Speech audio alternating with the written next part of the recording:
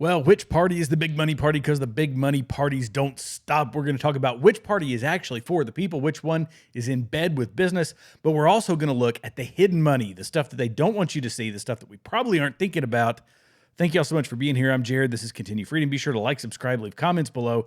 Hit me with a subscribe and a notification bell so that you're notified every time I release a new video. Let's get into this speech from RFK Jr., our favorite he's not a convertee, I don't guess, but he's coming on board with Donald Trump. But listen to what he has to say about Kamala Harris. This is fantastic. I saw Kamala, at the convention, and she gave a speech that was very bellicose and belligerent. It was a kind of speech that was written by neocons and the CIA. The first time in history, they had a CIA former director speaking right before her, Leon Panetta. They had military people speaking at the Democratic convention. Democrats were the anti-war party. They were the pro-Constitution party. They were the party that was against Wall Street and representing the little guys, the cops, the firefighters, union and labor people. In the 2020 election, roughly 50% of the people in this country voted for Donald Trump. But that group that voted for Donald Trump represented 30% of the wealth in our country. The 50% of the people that voted for Joe Biden represented 70% of the wealth. So there's been an inversion now where the Republican Party has become the party of the common man, of working people, of the middle class. And the Democratic Party has become the party of Wall Street, of the military-industrial complex, of big pharma, big agriculture, big tech, the big banking systems, and all of what Donald Trump calls the deep state, which is this web of financial interests that is not necessarily a little conspiracy, but it's a conspiracy of self-interest that functions together in tandem to shift wealth upward, to clamp down totalitarian controls, and to transform this country from the world's exemplary democracy into a corporate kleptocracy and a very, very oppressive oligarchical system, the kind of system that we fought a revolution to overthrow in 1776.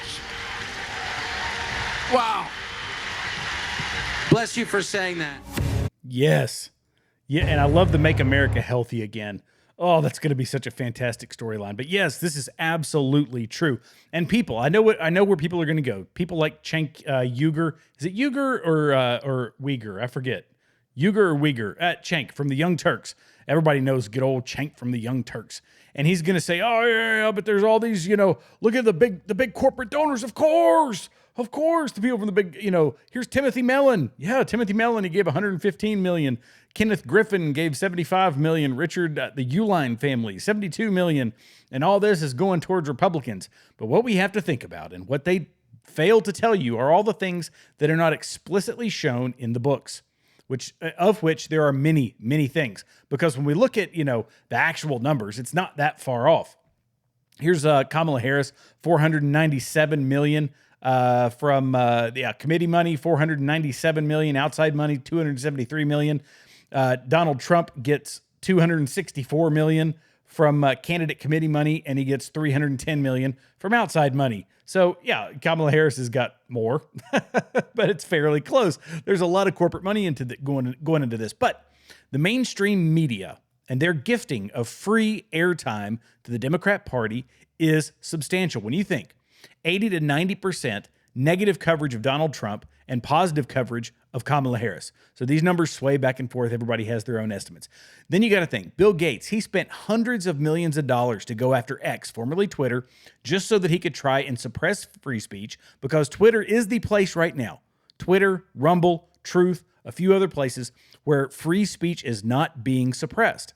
And that's where people can get actual information. There's some stuff in there that's nefarious, sure, but that's the messy part of freedom, right? We have to be the discerning minds and sift through it. But Bill Gates wants to shut that down so that the entire narrative is guided by the mainstream media. Then you've got George Soros. He's funding prosecutors in state and local elections, and they're there to run legal interference which wasn't just money spent, but also spent by them, but money lost by Trump, which gave them a really, really good ROI. Because, yeah, they pump some money into it, but Trump loses money.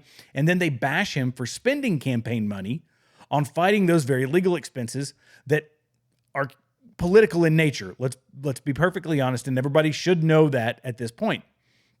And so they gave massive coverage of the Trump collusion hoax, but none to Hunter Biden's laptop. Let's go back a little further and think about that. And this has progressed through the years. It's always going after Trump, never about the things that they are doing. And they knew.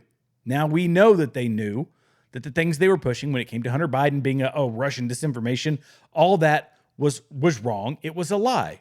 But it shifted the narrative, and there's value in shifting the narrative. They used to bash Kamala Harris on a dime. They turned around and said, nope, we're not going to bash Kamala Harris anymore. She's the second coming of Alexander the Great if he had transitioned, right? And so let's put it in perspective, dollar amount wise. Arizona, just Arizona, and this is according to the Arizona Daily Star, $150 million of airtime in that state alone, according to the Arizona Daily Star, to win one Senate election. Now multiply that by the number of mainstream media outlets and the number of states, and then 80%, take that number and say 80% of all that coverage running 24/7. That means if you're working the late night shift and in your break room is all playing as CNN or MSNBC, all of that airtime being pro-Harris, anti-Trump. I am looking forward to hearing the numbers that have been crunched out there by some MIT genius, some MIT conservative genius on the value of that airtime, because this is what they don't want to bring into play. It's what they don't want to talk about. Tell me I'm wrong. Yeah, we can say tens of millions, hundreds of millions being donated to Republicans. Then you can talk about when Hillary Clinton, I believe it was hundreds, I forget how many hundreds of millions that the labor unions were giving to Hillary Clinton back when she was running. Turn around and they're doing the same thing to Kamala Harris. But the media still, and I'm longing for the day that people will stop listening to the mainstream media. They will come over here to alternative media, listen to the people who actually want to give them facts, but they have no choice. They're held captive by cable providers and folks like that. So the only thing they see is that mainstream media giving them 80% negative coverage towards Trump, 90% positive coverage towards Kamala Harris. That is priceless, people. Priceless. Especially when $150 million being spent just on one Senate seat. We are being deceived, and we have to be aware of it. I wanted to bring this to your all's information, to your all's awareness.